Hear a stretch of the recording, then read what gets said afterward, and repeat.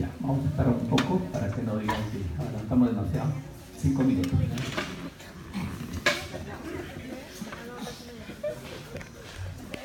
Yo me desespero. Oye, déjate grabar. Déjame no. No, no, o sea, a la hora de subirlo lo pones. Ah, sí, eso sí.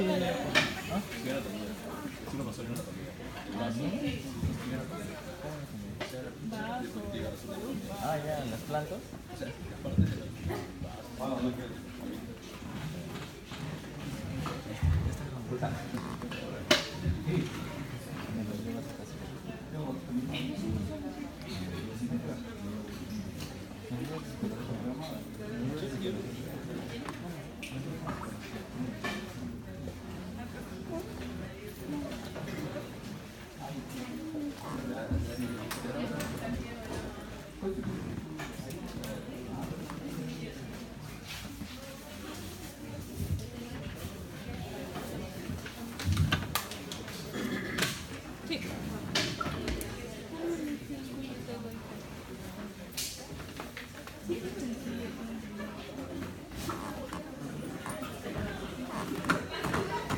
Me siento observada.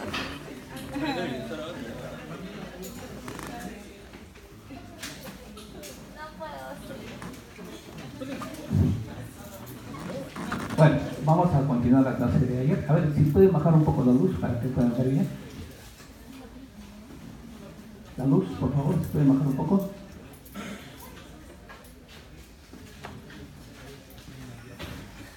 Bueno, ayer habíamos conversado sobre que la presencia de algunos signos o síntomas que nos pueden sugerir la presencia o el compromiso del aparato respiratorio, ¿no? Vamos a hablar ahora y vamos a continuar con 3 manifestaciones sumamente importantes. Pero antes de eso quiero hacerles un pequeño resumen de cuál es la función del aparato respiratorio. ¿Ya? Creo que es fundamental para que ustedes puedan entender. Porque quien no recuerda anatomía, fisiología y fisiopatología, es muy difícil que puedan entender la parte semiológica.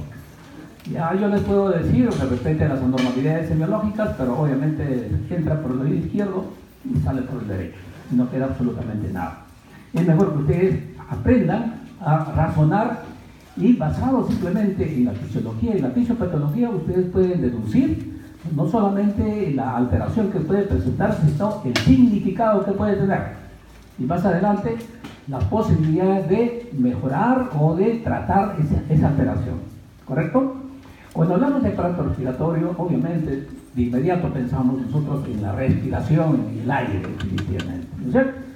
Ustedes recuerdan que el aparato respiratorio, obviamente, está encargado de una serie de funciones que de alguna manera podemos dividir en 2 grandes grupos. ¿Cierto? Función respiratoria y función no respiratoria. La función no respiratoria que incluye la conversión de una serie de sustancias, como la conversión de la angiotensina, la activación de la producción de surfactantes, etcétera, etcétera, no tiene expresión clínica inmediata en el terreno que estamos estudiando en este momento. Lo que sí tiene bastante importancia es la función respiratoria. ¿A qué llamamos función respiratoria?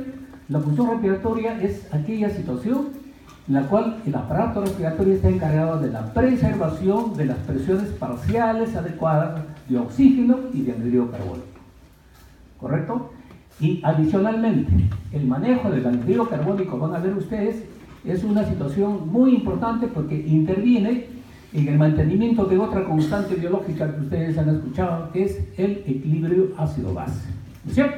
Entonces, en última instancia, si podemos resumir cuáles son las funciones respiratorias del aparato respiratorio, obviamente son la preservación de oxígeno, el mantenimiento de las concentraciones adecuadas de anhídrido carbónico y su participación en la regulación del equilibrio ácido-base. ¿Ah? Entonces, para eso, obviamente, el pulmón tiene que estar organizado. Pero van a ver ustedes, la primera, por favor, pasan por la primera, van a ver ustedes que el pulmón simplemente es un integrante de todo un gran sistema. Y este sistema tiene que ser comprendido. Es por eso que mejor nosotros lo llamamos como sistema respiratorio más que aparato respiratorio. ¿Cierto? El aparato respiratorio, obviamente, es parte integrante de un sistema grandazo, ¿no es cierto? Y la función del pulmón en última instancia solamente es la incorporación de aire del medio externo al medio interno para que se produzca el intercambio gaseoso, ¿no es cierto? La incorporación del aire obviamente va a facilitar la captación de oxígeno, ¿no? Y la eliminación obviamente va a determinar también obviamente la eliminación de anhídrido carbónico. Entonces esa función obviamente para que se produzca de manera apropiada obviamente es necesario la integración de una serie de mecanismos. Y estas funciones obviamente tienen que adaptarse no solamente a las condiciones basales del paciente, sino también obviamente tienen que responder frente a las exigencias fisiológicas.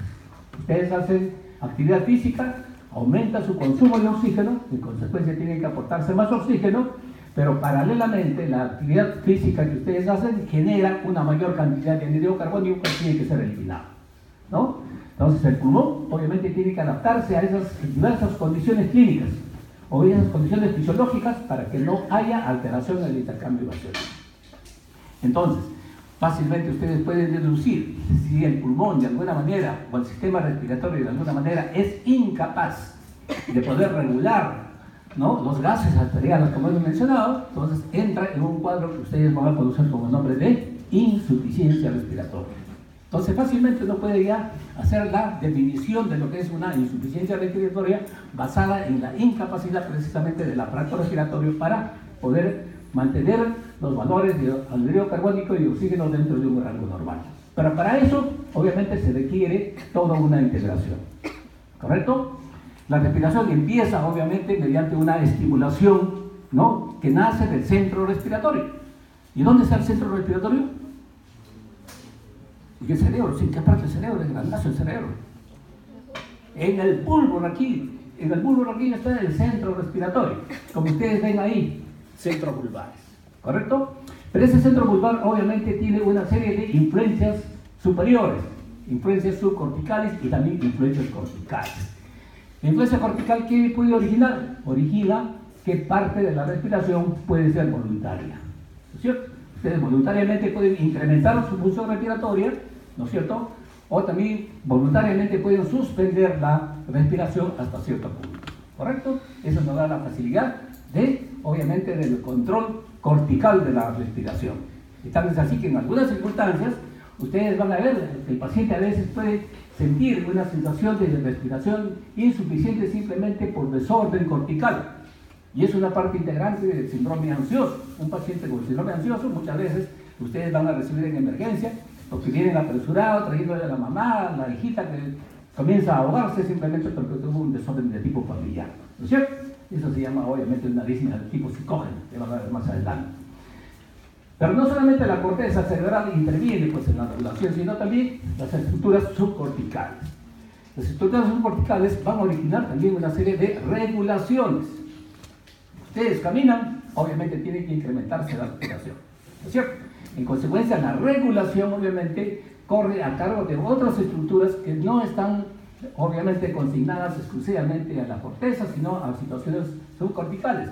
Y eso va a regular un fenómeno interesante en la respiración que se llama ritmo respiratorio o patrón respiratorio, que vamos a ver más adelante. Generado los síntomas, el estímulo fundamentalmente en el bulbo raquídeo, obviamente, el centro respiratorio transmite las órdenes. Esas órdenes tienen que ir a un sistema, obviamente, a través de los nervios, obviamente, ¿no es cierto?, para que se produzca, obviamente, los movimientos de inspiración y expiración. Esa estructura, obviamente, está consignada a la caja torácica.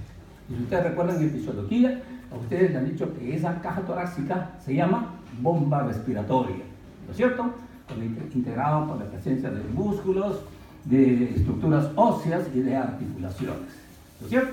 Entonces, las órdenes que parten del centro respiratorio obviamente son transmitidos a la bomba respiratoria, y la bomba respiratoria, ¿qué hace? Produce los movimientos de expansión, que obviamente conduce a la incorporación de aire, la inspiración, ¿no es cierto? Y una vez que ha terminado la inspiración, obviamente la fuerza acumulada obviamente se interrumpe y se produce la expiración. En este caso, ¿quién está ejecutando la parte activa de la respiración? Simplemente es la bomba respiratoria. el pulmón está siguiendo pasivamente el movimiento de la caja torácica o la bomba respiratoria. Incorporar el aire no es necesario o no es, por llamar lo último que debe hacer el pulmón. Sin embargo, el aire que está dentro del pulmón tiene que someterse a un intercambio. El otro elemento que participa en consecuencia es la perfusión, la actividad cardíaca que va a dar una perfusión al alveolo que está conteniendo el aire que se ha inspirado para que se produzca el intercambio a través de las diversas funciones entre ellas la difusión. ¿Correcto? Entonces, de esta manera, una vez que el aire ha llegado a la intimidad del pulmón, a los alveolos, se va a producir obviamente la transferencia de los gases, ¿no es cierto? Definitivamente. Y estos gases, una vez que son transferidos, ¿no es cierto?, tanto a la sangre como al alveolo, y fundamentalmente lo que es transferido a la sangre, obviamente va a ser vehiculizado y va a ser transferido hacia los tejidos, que es en última instancia la función final del aparato respiratorio. Y tan es así que ustedes recuerdan probablemente la llamada respiración externa, que corresponde al pulmón o hematosis, y la respiración interna, que corresponde a la respiración celular. Y de la respiración celular, fundamentalmente a nivel de las mitocondrias, donde se va a producir el famoso ciclo de Krebs para la liberación o la formación de los enlaces de alta energía y obviamente como consecuencia de la degradación, la liberación de una serie de desechos, entre ellos anhídrido carbónico y agua.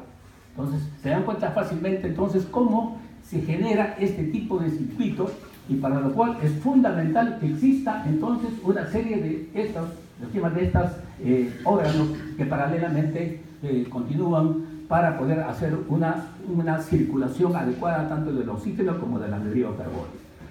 Muy bien, pero sin embargo les he mencionado, esta situación no es suficiente.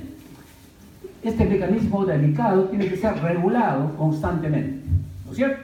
Y para que se regule, obviamente, se realiza a través de una serie de mecanismos reflejos. Los mecanismos reflejos son variados, hay una serie de receptores que de alguna manera pueden estimular que la respiración sea más acelerada o menos acelerada, etc. Se encuentran receptores a nivel de las articulaciones, receptores a nivel de los músculos intercostales, receptores a nivel de la vía respiratoria, etc., que están regulando constantemente la intensidad de la respiración. Pero aparte de estos mecanismos de regulación neurológica que ustedes han visto, existe una participación interesante de los llamados quimioreceptores. ¿Qué son los quimioreceptores? Son estructuras neurológicas, ¿no?, encargadas de la percepción de pequeñas presiones o las variaciones de las presiones, en este caso de los gases, tanto de oxígeno como anhídrido carbónico. Y en ese sentido, ustedes van a encontrar lo que se llaman los receptores, los quimioreceptores centrales, que están próximos y cerca al centro respiratorio vulvar, ¿no es cierto? Y que estos quimioreceptores centrales fundamentalmente son bastante sensibles al anhídrido carbónico, ¿correcto? Entonces, quimioreceptores centrales muy sensibles a las variaciones del anhídrido carbónico. Si el anhídrido carbónico se eleva, obviamente el quimioreceptor central determina que hay necesidad de eliminar y se pone en juego, ¿no?, aumento de la ventilación para que el paciente pueda eliminar el anhídrido carbónico. Pero al lado de estos quimioreceptores centrales existen lo que se llaman los quimioreceptores periféricos, que se encuentran en el globus carotídeo, en el callado de la aorta. Estos receptores son más sensibles a las concentraciones de oxígeno. Entonces, miren ustedes, estos dos mecanismos fundamentales asociados a los mecanismos de reflejo respiratorio están constantemente regulando la respiración para que los gases, tanto anhídrido carbónico como oxígeno, se mantengan dentro de un rango normal. Pasa, por favor. Si ustedes comprenden esto, entonces fácilmente van a ver ustedes las variaciones, las alteraciones que pueden presentarse desde el punto de vista gasométrico en los pacientes, obviamente, no dependen exclusivamente del pulmón. Por supuesto, un pulmón fibrosado, un pulmón que tenga una neumonía extensa, un pulmón que tenga un colapso, como ocurre en la atelectasia pulmonar, etcétera, etcétera, puede generar alteraciones en un problema de intercambio gaseoso. Pero si ustedes piensan y ven de manera amplia el esquema que les he preguntado, un paciente que tenga dificultades para la movilización de la caja torácica, Aún sin tener patología respiratoria propia o pulmonar propia, el paciente puede tener alteración de los gases arteriales. Entonces, una parálisis del músculo respiratorio, como en el Guillain-Barré, como en la poliomielitis, como en la miastenia gravis, obviamente puede llevar al paciente a una alteración de la preservación de las presiones parciales de los gases, ¿no es cierto? Y obviamente, desde el punto de vista de la definición, entraría dentro del grupo, obviamente, de insuficiencia respiratoria porque el paciente no está preservando sus presiones parciales dentro del rango normal. Entonces, esto es importante. Entonces, cuando nosotros hablamos de disnea, ¿no es cierto?, estamos haciendo alusión a esta situación fisiológica o fisiopatológica. ¿Y cómo lo expresa el paciente? El paciente lo expresa de diferente manera, ¿no es cierto? Lo expresa como una sensación de una respiración insuficiente. El paciente dice, me falta el aire, me ahogo, me asfixio. Paciente. No confundan ustedes con otras definiciones o con otros términos, como el cansancio, ¿no? La fatiga, que significa completamente diferente, que para el paciente obviamente puede ser lo mismo, pero para nosotros como médicos debemos hacer la diferenciación correspondiente, ¿ya? La disnea es la sensación de respiración insuficiente para las necesidades metabólicas del paciente, sea en condiciones basales o en las situaciones de exigencia fisiológica que tiene el paciente. ¿Correcto? Si un paciente no puede preservar eso, aún haciendo una mediana actividad física, ese paciente está entrando en una insuficiencia respiratoria y la expresión va a ser precisamente la disnea. La disnea, entonces, como dice ahí, es un síntoma, si bien es cierto, difícil para el paciente fundamentalmente, y para el médico cuando no sabe evaluar adecuadamente, no sabe catalogar adecuadamente el síntoma definitivamente, ¿no? Y por supuesto, ya ha sido mencionado, ¿cierto?, que nosotros tenemos que hacer una serie de enzimas de pacientes, ¿no?, de enzimas de preguntas para realmente precisar que el paciente tiene, obviamente, una respiración insuficiente para preservar sus gases arteriales. Otros términos, por favor, pasa. Otros términos que van a encontrar ustedes, obviamente, que son completamente diferentes, no necesariamente es el mismo, ¿no es cierto? Van a encontrar ustedes una situación en la cual se llama taquipnia, y la taquipnia en última instancia simplemente es un incremento de la frecuencia respiratoria, que obviamente puede estar asociada a disnea, y la taquipnia es parte de la enzima de la disnea, sí. Un paciente que tiene sensación de falta de aire comienza a respirar más aceleradamente. Pero un paciente que no puede intercambiar porque tiene parálisis de los músculos respiratorios, obviamente no va a poder hacer taquipnia, ¿no? Por eso taquipnia no es sinónimo de disnea. Aunque la taquipnia puede estar acompañando y generalmente acompaña al paciente que tiene sensación de disnea o dificultad respiratoria. Otra cosa es la hiperventilación. La hiperventilación simplemente hace alusión a un incremento de la incorporación de aire del medio externo al medio interno. Ese se llama hiperventilación. ¿No es cierto?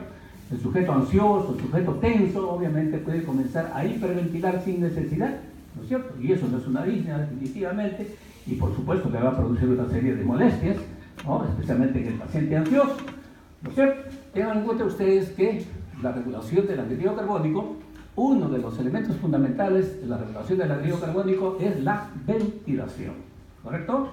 Si ustedes hiperventilan, aumentan la eliminación del anhídrido carbónico, ¿no es cierto? Y si ustedes hipoventilan, ustedes hacen retención de anhídrido carbónico, ¿ya? Esa es una premisa bastante importante cuando ustedes quieren hacer una valoración de los gases arteriales. La otra situación que con frecuencia puede estar asociada o no es la fatiga o cansancio, que más hace alusión a la actividad de tipo muscular, ¿no? Que puede estar presente también obviamente en el paciente disneico, por supuesto que sí, pero no necesariamente. Los pacientes que tienen, por ejemplo, enfermedad de Addison, son pacientes obviamente que se sienten cansados antes de hacer cualquier tipo de actividad. Eso se llama astenia, ¿no es cierto?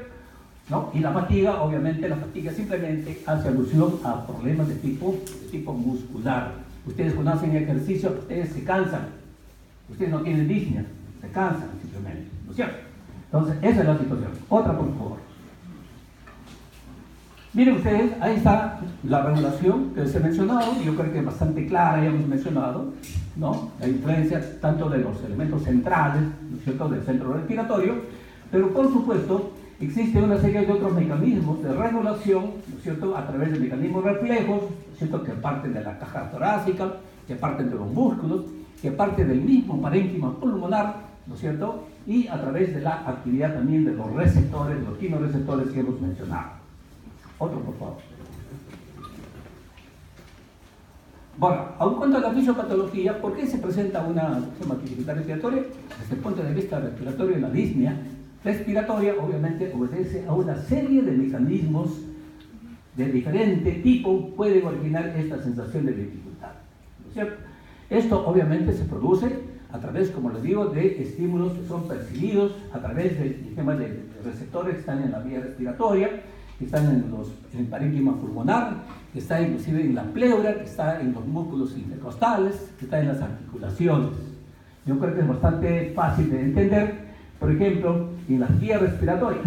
Si un paciente tiene un broncoespasmo, como ocurre en el asma bronquial, obviamente el paciente va a tener sensación de falta de aire, ¿no es cierto? Eso es por estimulación de receptores a nivel de la vía respiratoria. Si un paciente tiene una disnea extensa, ¿no es cierto?, va a haber estimulación de receptores que están en el parénquima.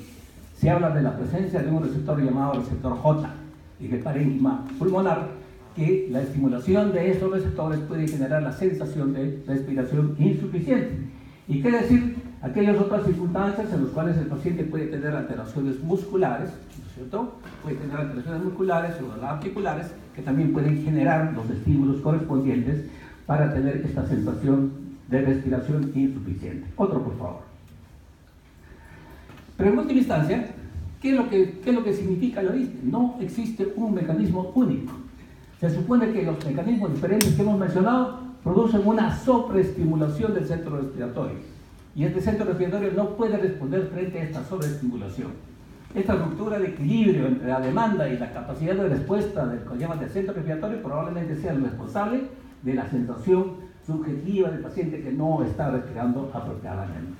Entonces, obviamente, miren ustedes las diversas estructuras que pueden originar la sensación de disnea: receptores intratorácicos, los nervios somáticos, los quimioreceptores centrales, hemos mencionado, ¿no? Y obviamente las alteraciones en el centro respiratorio superior, teniendo en cuenta que parte de la respiración es de tipo voluntario. Otro, por favor. Acá están los diversos mecanismos que ya he mencionado, definitivamente, con algunos ejemplos, vamos a decir. En algunas ocasiones, obviamente, los mecanismos son diferentes, ¿no? Y en medicina, lamentablemente, a veces pueden haber 2 o 3 mecanismos simultáneos que pueden explicar esta dificultad.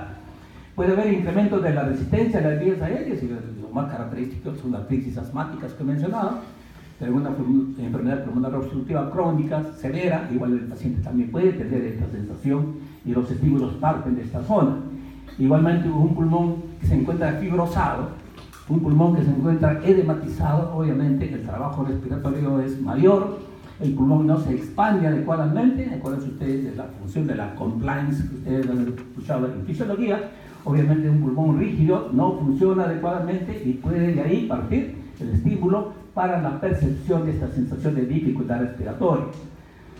Si ustedes tienen un elemento de cualquier naturaleza en el espacio pleural, ¿no es cierto?, que interfiere mecánicamente con la expansión del pulmón, obviamente también puede generar disnea. Entonces no es raro que un paciente que tenga derrame pleural o un paciente que tenga un neumotórax, obviamente pueda expresar también dificultad respiratoria.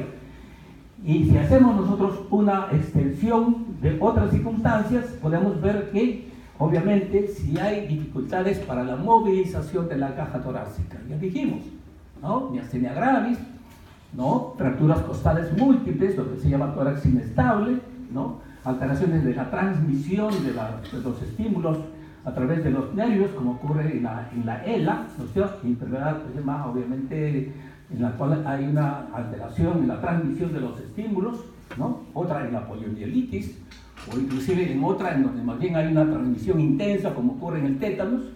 En ese caso el paciente está obviamente duro como una piedra y el paciente no puede hacer las respiraciones, y con frecuencia estos pacientes obviamente necesitan pues, ayuda de ventilación mecánica. Entonces, hay varios, y el mecanismo fisiopatológico entonces es múltiple. Otro, por favor. Pero sin embargo, a pesar de que la disnea es una manifestación subjetiva, se puede tener algunas expresiones objetivas que ustedes ya han ido viendo definitivamente.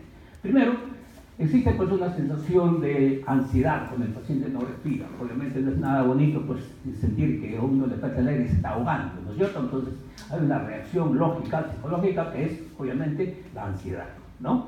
Entonces, aparte de eso, obviamente, el paciente que puede responder, que tiene una buena bomba torácica, comienza a hiperventilar, ¿cierto? Y aumenta la frecuencia respiratoria. También van a encontrar ustedes que como consecuencia de este trabajo intenso de los músculos, y los cuales no solamente intervienen ya los músculos respiratorios básicos, sino también los músculos respiratorios accesorios, las variaciones intensas de la pared o de la presión negativa intrapleural va a determinar que los espacios intercostales pueden tranquilamente retraerse, y eso es lo que se llama tirajes. Tiraje intercostal, tiraje supraclavicular, etcétera, etcétera, que está demostrando solamente el trabajo intenso de la bomba respiratoria, ¿no es cierto? Obviamente en la cara, especialmente en la semiología de nariz, les han dicho ustedes que en la inspiración, el movimiento de las alas de la nariz, que se llama aleteo nasal, ¿no es cierto? Pues parte integrante. Entonces hay manifestaciones objetivas, ¿no es cierto?, en un paciente que tiene disnea, ¿ah? Entonces hay que tener en cuenta eso, que puede ser el punto de partida para poder sospechar una alteración de esta naturaleza. Otro, por favor. Bueno, no solamente vale decir que el paciente tiene disnea, sino obviamente es necesario hacer una cuantificación, ¿no es cierto? Generalmente la disnea tenemos varias formas de cuantificar, pero una de ellas está relacionada con la cantidad o magnitud del esfuerzo físico que realiza el paciente para que se genere esta sensación de dificultad respiratoria. Y en ese sentido hay varios scores de clasificación. Uno de ellos es el que ustedes van a encontrar en los libros, ¿no es cierto? La de la British Medical, ¿no es cierto?, que obviamente evalúa con los grados de dificultad de la disnea entre 0 y 4 grados, ¿no es cierto?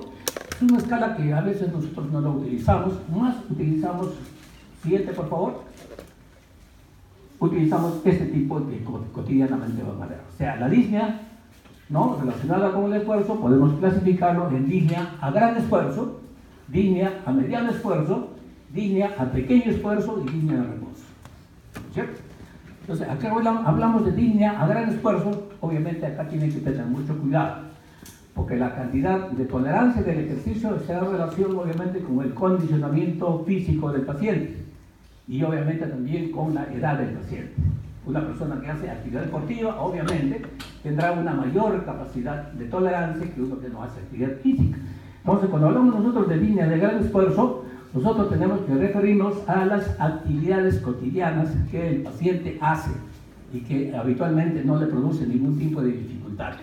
Pero si ese paciente comienza a hacer esa misma actividad y ya le genera sensación de que no está respirando adecuadamente, están ustedes dentro del grupo de pacientes con, ¿no?, disnea a gran esfuerzo. La disnea a mediano esfuerzo tiene un poquito más estructurado. Dice que la disnea a mediano esfuerzo es la disnea que se presenta cuando el paciente camina en terreno plano, más o menos 100 metros, o cuando sube una escalera, ¿no es cierto?, que también el término es completamente relativo. Una persona de 80 años que sube una escalera obviamente va a subir pues, más agitado, ¿no es cierto? Entonces tienen que comparar con la capacidad del paciente que tiene con su condicionamiento físico y con la edad, ¿no? Pero una persona, obviamente, más o menos del grupo etario de ustedes, o de repente hasta el adulto mayor, hasta de repente los 40, 50 años, obviamente tienen que ver ustedes que si el paciente no puede caminar en terreno plano 100 metros, no puede subir una escalera o un piso de un solo tirón, obviamente está dentro de un grupo de una disnea a mediano esfuerzo. ¿A qué llamamos pequeño esfuerzo? Pequeño esfuerzo llamamos al esfuerzo mínimo para las funciones cotidianas que tenemos nosotros. El paciente habla, el paciente come, el paciente se asea, ¿no es cierto? Entonces, un paciente que tiene ese pequeño esfuerzo, probablemente ustedes no van a poder tomar una historia clínica rápida. Van a tener que darle tiempo para que el paciente hable, que realmente se va a expresar con frases cortas o oraciones cortas, entonces tiene que tener paciencia, ¿no es cierto? Ese paciente cuando come, lo come en dos partes. Primero, obviamente, ingiere sus alimentos, descansa un rato, después comienza a terminar los alimentos. Nunca puede comer de un solo tirón. Igual ocurre con las actividades otras cotidianas, como la limpieza, el aseo, el peinarse, etcétera, etcétera. Entonces, eso es una disnea a pequeño esfuerzo. Y finalmente, viene la disnea de reposo, donde el paciente no tiene ningún tipo de actividad física y el paciente está, obviamente, constantemente agitado y con sensación de insuficiencia respiratoria. Generalmente, un paciente va a cursar de gran esfuerzo a pequeño esfuerzo. Entonces, la semiología que ustedes van a preguntar realmente tiene que tener esas características. Porque la corrección o la progresión de la disnea, obviamente, me está diciendo la velocidad de progresión de la enfermedad que lo está produciendo. Si ustedes tienen un paciente que tiene disnea de un momento a otro, tienen que pensar en un proceso patológico que también abruptamente se está presentando. Eso puede ocurrir, por ejemplo, en un neumotórax. Uno de ustedes está caminando tranquilamente, se rompe el pulmón, obviamente tiene un neumotórax, entra en una línea intensa. ¿No es cierto? Un paciente que tiene una fibrosis pulmonar, obviamente tendrá pues una línea progresiva, larga. Entonces, obviamente, preguntar la forma como se presenta, cuánto dura, ¿no es cierto? Y cómo evoluciona la disnea, obviamente es sumamente importante para pensar en la patología que lo está generando. Otra, por favor. Pero no solamente hay disnea relacionada con el esfuerzo, sino también hay disnea relacionada con la posición de los pacientes, ¿no es cierto? Y en ese sentido, ustedes conocen que hay una primera, que está bastante conocida, que es la ortopnea u ortopnea, que es la incapacidad del paciente para poder tolerar, ¿no es cierto?, el decúbito dorsal completo. El paciente se ve obligado a sentarse, ¿no? Y acá también la progresión es interesante, porque el paciente inicialmente, el que tiene ortopnea, dice primeramente elevas una almohada. Tiempo después el paciente duerme con 2 almohadas, 3 almohadas, hasta que finalmente el paciente tiene que dormir sentado. La progresión de este tipo, al igual que la disnea de esfuerzo, también es sumamente importante, la forma como evoluciona. Otro tipo de disnea van a encontrar ustedes en relación con la intolerancia a un decúbito lateral. Eso se llama trepopnea o trepopnea, que puede ser derecha o izquierda. Si ustedes tienen un paciente que tiene un derrame pleural, por lógica, en el lado derecho, ese paciente va a tener la tendencia de tener el tórax enfermo pegado a la cama. Porque si se acuesta de manera contraria, el peso del derrame interfiere con la movilidad del pulmón y el paciente no va a poder respirar. ¿Correcto? Eso se llama la trepopnea, que es fácilmente de entender. Lo que no se puede entender muy bien es la platipnea, porque es lo inverso a la ortopnea, ¿no es cierto? O sea, el paciente tiene intolerancia, ¿no es cierto?, cuando está sentado, ¿no? Y prefiere estar echado, ¿no es cierto? Y obviamente van a tener una disnea que sí es importantísima, que diferencian ustedes desde el punto de vista, por ejemplo, de las causas, es la disnea paroxística nocturna. Como su nombre lo indica, son episodios de disnea que se presentan fundamentalmente en la noche. No porque se presente en la noche, porque en la noche generalmente la mayor parte de nosotros nos vamos a dormir, ¿no es cierto? Entonces, el hecho de adoptar un decúbito en la noche y tolerar durante un momento, de repente 2, 3 horas, y después a la tercera hora despertar con sensación de dificultad respiratoria, eso es lo que se denomina disnea paroxística nocturna, ¿ya? Entonces, la disnea paroxística nocturna es interesante porque, descartado las crisis asmáticas nocturnas, una disnea paroxística nocturna les está diciendo que el paciente tiene una disnea de tipo cardiovascular, ¿ya? Muy bien, otro por favor. ¿Otro? Wake up. Ahí tienen ustedes las disneas.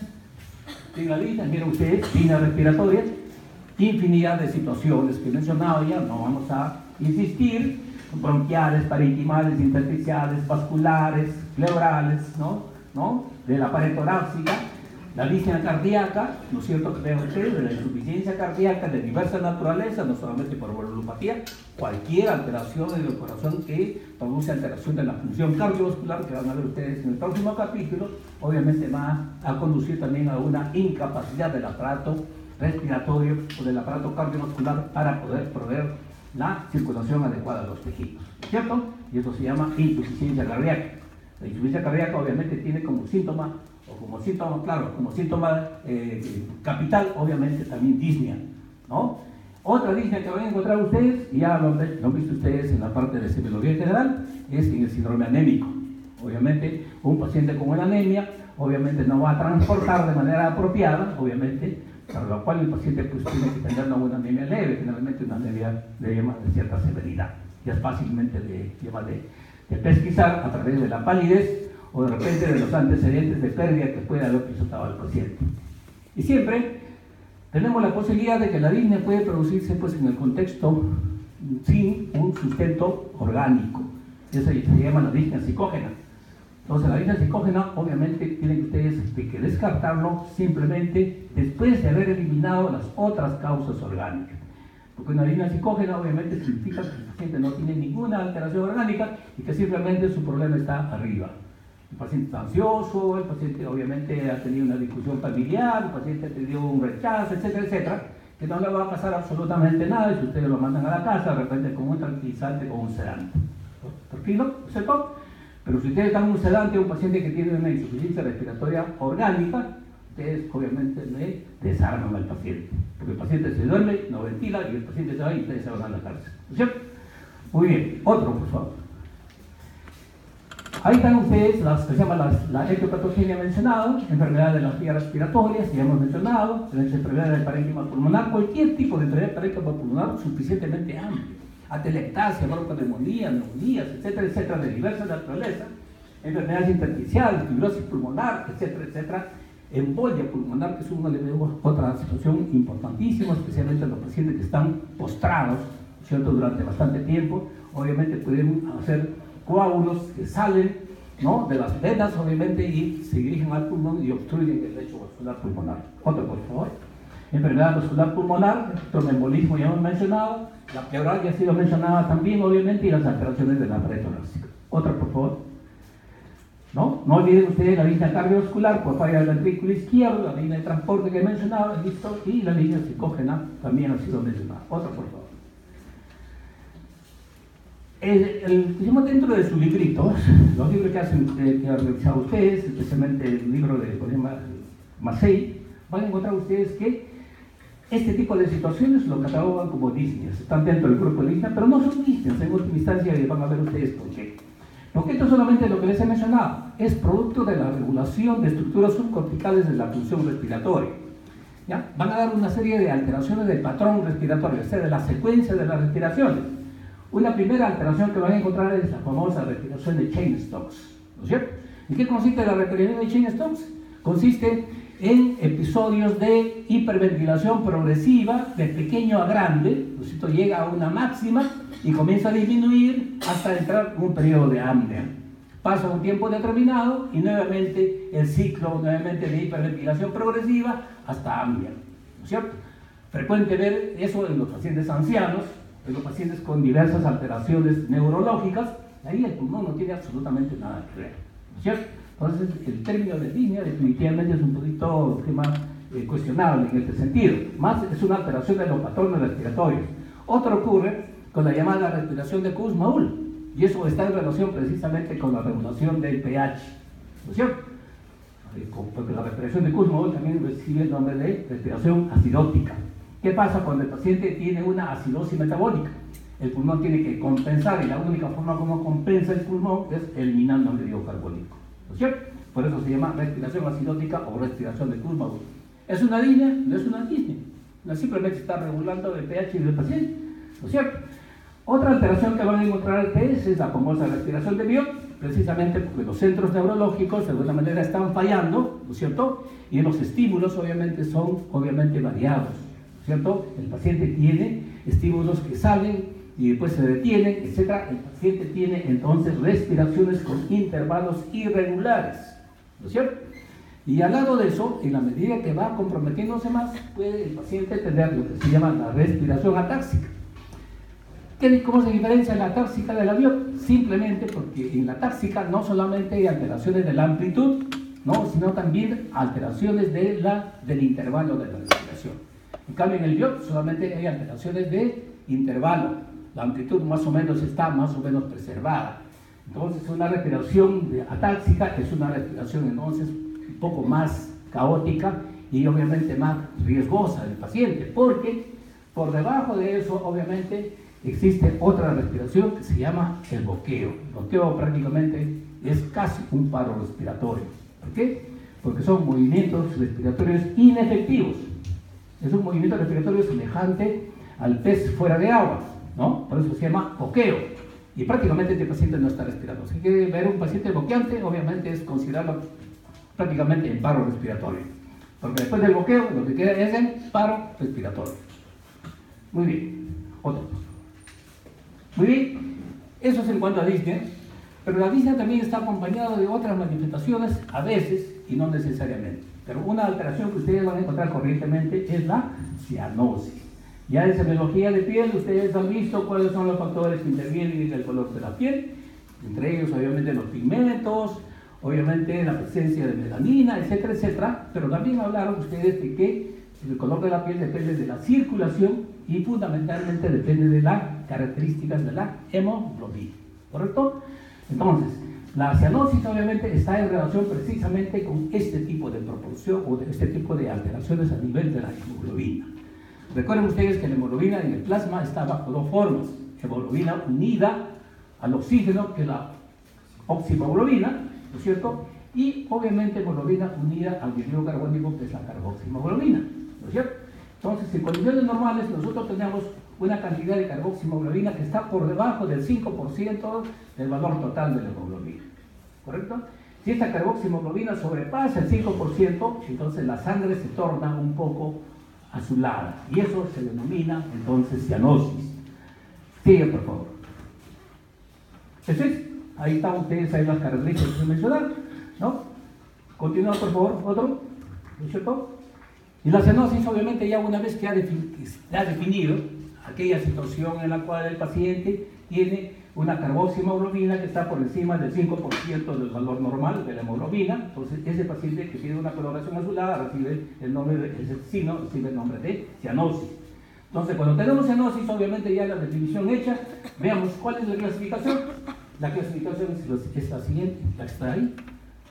Las cianosis pueden ser cianosis de tipo periféricas y cianosis de tipo centrales, que son las dos fundamentales que ustedes tienen que diferenciar. Pero también puede haber una cianosis en la cual participa ambos mecanismos, que es la cianosis mixta, y también se habla de una cianosis diferencial. Y como yo dije que la cianosis es como consecuencia de un incremento de la carboxihemoglobina, pero también puede haber otras situaciones en las cuales obviamente hay alteraciones de la hemoglobina, pero no relacionadas con el anhídrido carbónico, ¿no es cierto?, que pueden dar también cianosis y es motivo entonces de diagnóstico diferencial. Uno de ellos es obviamente la presencia de la methemoglobina, ¿no es cierto? ¿Qué es la methemoglobina? Te olvidaste. ¿Qué es la methemoglobina? La methemoglobina es la hemoglobina, ¿ya?, que tiene fierro trivalente. Recuerden ustedes que la hemoglobina normal tiene fierro divalente. Entonces, cuando hay incremento del fierro trivalente, el paciente tiene metahemoglobina y si tiene un valor suficiente, el paciente puede tener cianosis, ¿ya? En este caso, obviamente no se requiere el 5%, sino generalmente trae entre el 17 a 20% de methemoglobina. Obviamente el paciente se va a tornar de coloración azulada y cianótica. Igual ocurre otro tipo ya de hemoglobinas un poquito más raras, como la sulfohemoglobinuria o la sulfohemoglobina, ¿no es cierto? Y algunos tóxicos externos, como la intoxicación por nitritos, la intoxicación por sales de plata, o fenacetina, etcétera, etcétera, que son situaciones raras, obviamente, ¿no es cierto? Pero tengan en cuenta que no toda coloración azulada necesariamente es una cianosis. La cianosis formal, obviamente, es lo más frecuente, ¿no? Y relacionada entonces con incremento de la carboxihemoglobina. Otra, por favor, y ahí tienen ustedes, para que vean ustedes, ¿no?, la forma ya bastante más práctica, para que vean ustedes la diferenciación que tienen que hacer. Primero, hagan la diferenciación de situaciones externas completamente diferentes. Arquiriosis, obviamente la presencia de, de otras situaciones. Una vez que ustedes consideran que el paciente no tiene methemoglobina ni nada por el estilo, el diagnóstico diferencial fundamental o la clasificación fundamental es diferenciarlo si es una cianosis central, una cianosis periférica. Pasa, por favor. Y ahí tienen las características diferenciales de cianosis central y periférica. Acuérdense ustedes que la circulación y la calidad de la hemoglobina no solamente da el color a la piel, sino también da la temperatura. Y ustedes saben perfectamente, las zonas más irrigadas son zonas más calientes que las menos irrigadas. Y ahí tienen ustedes los parámetros para hacer la diferenciación, ¿no? En la cianosis central, como su nombre lo indica, los procesos, ¿no?, obviamente de aumento de carboxihemoglobina son por mecanismos centrales. Y por eso, obviamente, la cianosis es generalizada. Y con esta generalizada no solamente se va a ver en el lecho de los lechos unguiales, sino también se va a ver en la mucosa oral, en la lengua, en los sentaderos auriculares. Entonces esa es obviamente la cianosis central. A diferencia de eso, obviamente la cianosis periférica es una cianosis localizada. ¿Por qué se produce la cianosis periférica? Se produce por estancamiento de la circulación es lenta, en consecuencia la extracción de oxígeno es mucho mayor y obviamente tiene más oportunidad de recargar anhídrido carbónico y por eso se dispera así, ¿no es cierto? Entonces obviamente compromete las mucosas, es caliente, la acropatía está frecuente, que es una alteración de las uñas y el panilla tambor, etcétera, etcétera. La respuesta del organismo es a poliglobulia y obviamente mejora con la administración de anhídrido carbónico. En cambio el otro obviamente la cianosis es fría, por eso se llama fría, no mejora con el oxígeno y más bien mejora con la estimulación de la circulación por masaje. Otro, por favor, que tiene cianosis central y cianosis periférica, como he mencionado, ¿no es cierto? Sigue, por favor, ¿no? Ahí tienen diversos tipos de insuficiencia, las preguntas que tienen que hacer en un paciente que tiene cianosis, ¿no es cierto? Sigue, por favor, ¿no? Los factores agravantes, cuando hace uno una historia clínica, tiene que preguntar todo eso, sigue, por favor. Y finalmente, obviamente, tenemos dolor torácico. El dolor torácico es sumamente importante, obviamente teniendo en cuenta la amplia distribución, la amplia inervación de los intercostales, los ganglios raquídeos, el plexo, como se llama, el plexo braquial, etc. La inervación extensa obviamente determina que uno tiene que hacer un tamiz bastante claro de lo que puede estar ocurriendo como consecuencia de un paciente que tiene dolor. Ustedes ya han hecho semiología del dolor, así que obviamente tenemos un piso interesante para poder seguir. Ahí tienen ustedes la tremenda inervación, obviamente, y obviamente las manifestaciones del dolor torácico obviamente pueden obedecer a problemas dentro de la caja torácica como problemas extratorácicos, ¿no? Sigue, por favor. Ahí tienen las manifestaciones torácicas o los orígenes torácicos, la pared torácica, la columna dorsal, si tienen ustedes una compresión de nervios, el dolor característico de la irritación pleural, del pericardio, del mediastino, del esófago, obviamente, y manifestaciones extratorácicas, compresiones a nivel de la columna vertebral, dolores de la vesícula, dolores obviamente del páncreas, obviamente que pueden dar lo que llaman ustedes el dolor referido, ¿cierto? Otro, por favor, ¿no es cierto? Hay que hacer entonces una serie de diferenciaciones y dentro del grupo de dolores, obviamente pueden ser dolores locales, como la piel, el músculo, ¿no es cierto? La mialgia intercostal, las fracturas costales, el dolor propagado, las lesiones de columna, la médula, el dolor referido, como está en las coronarias, las gástricas, problemas vesiculares, hepáticos y el dolor psicógeno. 30% de los dolores torácicos generalmente son psicógenos, ¿no es cierto? Y eso también es por exclusión, ya después de haber descartado las otras patologías orgánicas. Bien, hay que evaluar todas las características del dolor, hasta por favor, ¿no es cierto? Todas las enfermedades que pueden producir procesos infecciosos, obviamente como neumonía, abscesos, etc. Lo que significa que tiene que haber irritación de la pleura. Acuérdense ustedes que el pulmón no duele, lo que duele es la pleura parietal. Entonces, cuando hay un proceso que compromete la pleura parietal, el paciente va a tener obviamente dolor. En las enfermedades vasculares sí puede presentarse, el tromboembolismo es característico que puede presentarse, igualmente la hipertensión pulmonar grave. En neumotórax, obviamente, y también en las neoplasias broncopulmonares puede presentarse, porque los bronquios tienen a veces, obviamente, terminaciones nerviosas dolorosas. Otra, por favor. Procesos pleuropulmonares, obviamente, procesos cardiovasculares, procesos de origen digestivo, como ya vieron ustedes, ¿no? La hernia del hiato, la úlcera péptica, etcétera, etcétera, pueden originar dolores referidos al tórax. Por eso hacer un estudio semiológico apropiado. Procesos osteomusculares como la neuritis, contusiones, fracturas costales, ¿cierto? Enfermedades de la mama y finalmente procesos psicógenos que pueden originar dolor. Otro, por favor. Estudio semiológico, ya no vamos a insistir, porque ustedes lo han hecho, ¿no? Localización, intensidad, a dónde se va, qué factores incrementan, qué factores lo calman. Ese es el estudio que deben hacer con los dolores de este tipo. Otro. Algunos tipos fundamentales de dolor van a ver ustedes que obviamente son el dolor de origen pleurítico, es característico, es el dolor en punta de costado, dolor de puñalada, dolor localizado producido por irritación de la pleura parietal. En ocasiones, obviamente, el paciente tiene dolor referido al hombro o irradiado al hombro, especialmente con la irritación de la pleura diafragmática. Pero en las otras pleuras, obviamente, generalmente el paciente tiene un dolor en el costado, por lo que se llama punta de costado.